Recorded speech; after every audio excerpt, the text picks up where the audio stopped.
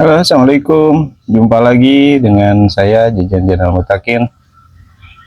Di sini lagi memanen bakteri endofit.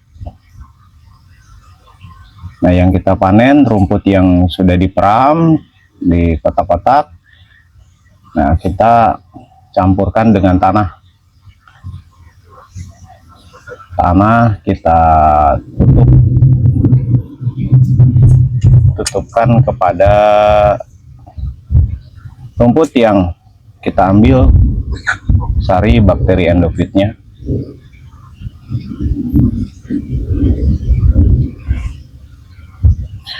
Peraman rumput yang kita ambil itu kemarin sekitar 2 minggu lebih pun lebih baik, lebih bagus, atau kurang dari 2 minggu gimana. Kalau misalnya untuk hasil yang maksimal kalau kita ambil kurang dari 2 minggu, kita harus menginjak-injak atau menggiling rumputnya.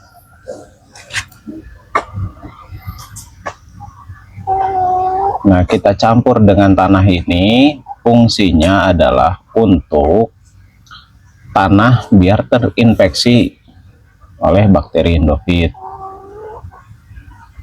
Jadi nanti setelah ini jadi, kita aplikasikan dengan tanah-tanahnya. Jadi tidak berupa rumput, tapi berupa tanah yang sudah terinfeksi bakteri endofit. Seperti itu.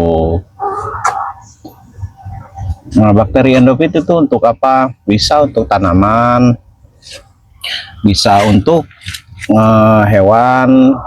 Nah, di hewan ini kita aplikasikan sebagai litter atau sebagai alas daripada kandang ternak, kandang ya, bisa kandang ayam, bisa kandang kambing, untuk mencegah hama bibit penyakit daripada ya kotoran ayamnya atau kotoran kambingnya atau kotoran sapinya. Seperti itu. Ayam akan sangat senang kalau kita berikan bakteri endofit di kandangnya, karena tanahnya akan semakin gembur. Tanah akan semakin gembur, tidak lengket. Terus jadi sedikit pasir. Kandangnya akan menjadi sedikit memasir. Jadi tanahnya itu akan jadi seperti pasir, seperti itu. Sering kita jumpai kalau misalnya ke kandang ayam atau ke kandang kambing, itu ternaknya itu bagus. Ternyata kita lihat liternya atau alasnya, tanahnya itu sudah memasir, sudah menjadi seperti pasir. Dikoreh-koreh ayam pun sangat enteng. Nah, disitulah ada bakteri-bakteri yang tersembunyi yang sangat cocok untuk hewan-hewan tersebut gitu. Kalau di tanaman gimana? Nah, kalau di tanaman, bakteri endofit ini menginfeksi secara sistemik. Jadi infeksinya secara sistemik, jadi tidak secara kontak. Sebetulnya kontak juga bisa juga. Kalau yang cairnya itu bisa kontak juga. Tapi lebih efektifnya bakteri endofit ini adalah sistemik. Cara kerja sistemik itu, kita infeksikan ke dalam tanah, diserap sama tanaman. Nah, apa yang kita berikan bakteri endofitnya yang dari rumput. Nah, rumput itu ada ketahanan, misalnya tidak dimakan ulat. Secara sistemik, tanaman kita yang sudah terinfeksi itu menjadi tahan akan tidak dimakan ulat. Tuh. Karena baunya udah berbeda. Mungkin kalau kita merasakan makan kerupuk, nah kerupuknya kerupuk jengkol, itu secara sistemik kerupuk yang kita beri sari jengkol itu menjadi rasa jengkol. Sama halnya bakteri endofit, kita ambil rumputnya,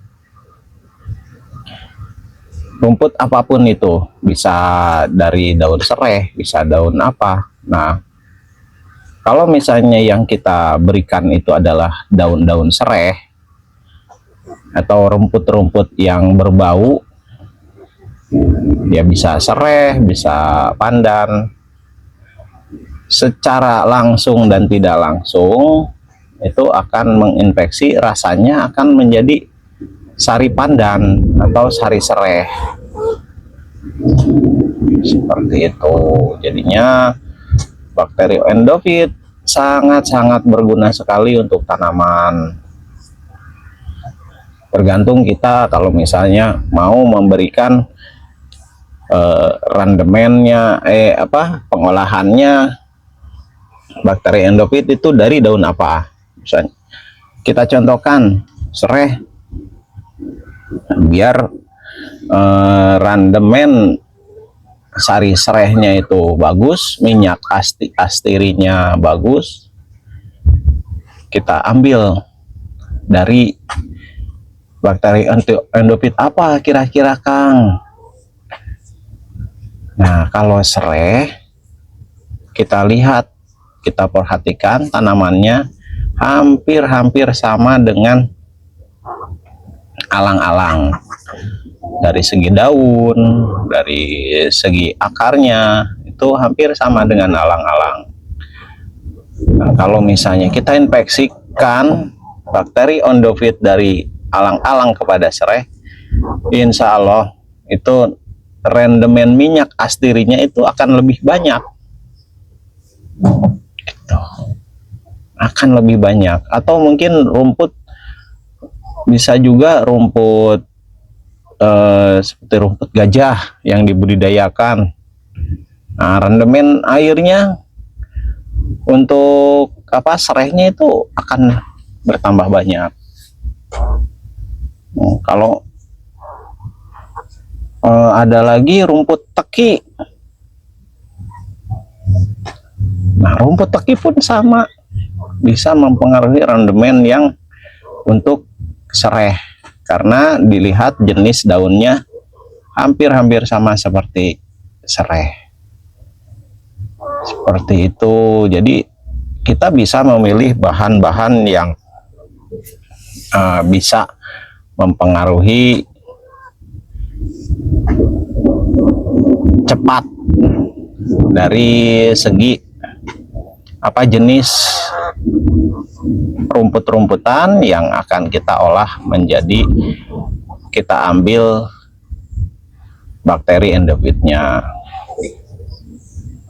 Gitu. Nah, di sini kan sekarang ini menanam pohon cabai. Pohon cabai pun bisa kita cari, kan ada yang misalnya pohon cabai kalau dari kecil itu udah keriting daunnya.